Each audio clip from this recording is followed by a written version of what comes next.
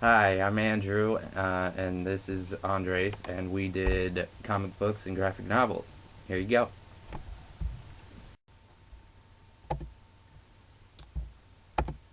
Okay, so comics kind of started out with The Yellow Kid, which was by E.W. Townsend, and this was the first real continuing comic book. It's just a story about a young boy and some strange adventures he went on. Actually, it was published in a New York newspaper by G.W. Willingham. Then we move on to the Cats and Jammer Kids. This is a currently comic book that is still currently running. It's the longest one around. It's a story of two young boys getting a bunch of crazy adventures and getting in a bunch of mischief and trouble. So yeah, and then move on to Gasoline Alley, and this is a significant comic because it was the first comic that had characters age in real time. So they grew up, they went off to fight in wars, they got married, they had kids, and for every 2 years in real life, 1 year passed in the comic. So that was new. And then there was Little Orphan Annie, which was a famous comic that not only was again a famous comic, but it had its own Broadway show, it's had its own movie, and it had a large cultural impact beyond just a comic. But that's what it actually started out as, was a comic. Blondie came along and is today in various newspapers, and there are a lot of good jokes and whatnot in there. And eventually, we head to the superhero genre, which starts off with Superman Action Comics #1, started by two young Jewish boys, and various other custom heroes came about from this, Batman and whatnot. And we later get various icons such as Captain America, who helped us get through World War II in a way. And throughout the decades, we have seen comics going through various stages of our own lives.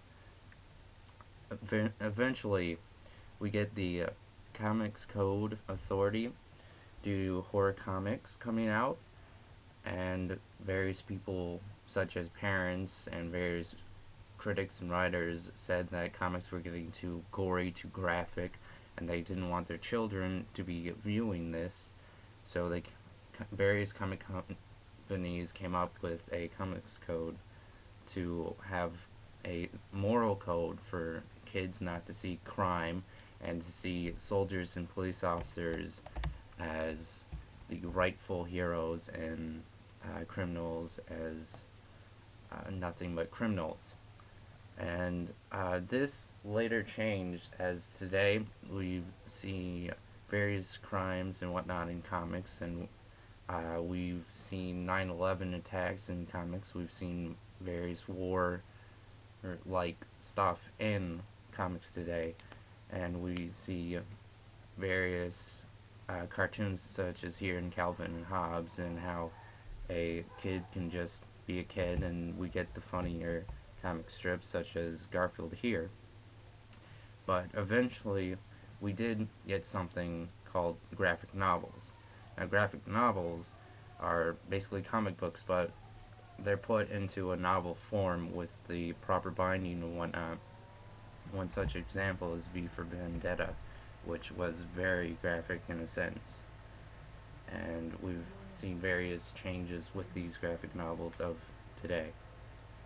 Yeah, graphic novels have really changed the way that the comic book industry works. People aren't buying comics week to week or month to month anymore because they can wait for graphic novels like The Sandman to come out as one big story. And this is the comic book industry is almost kind of hurting because of graphic novels, and also stores that used to sell comic books oftentimes in the 50s and 60s were local stores, and because of the economy and big booming businesses, things like that aren't around so much anymore.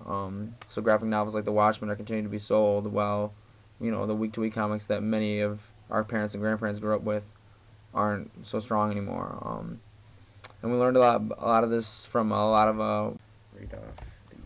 Oops. All right, so we had a lot of reliable sources: Wikipedia, comicartville.com, randomhistory.com, graphicnovel.broadart.com, infoplease.com, comicbookresources.com, and comiclist.com.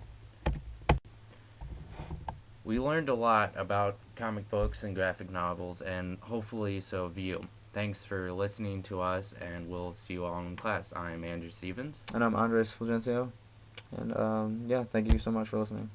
Okay. Bye.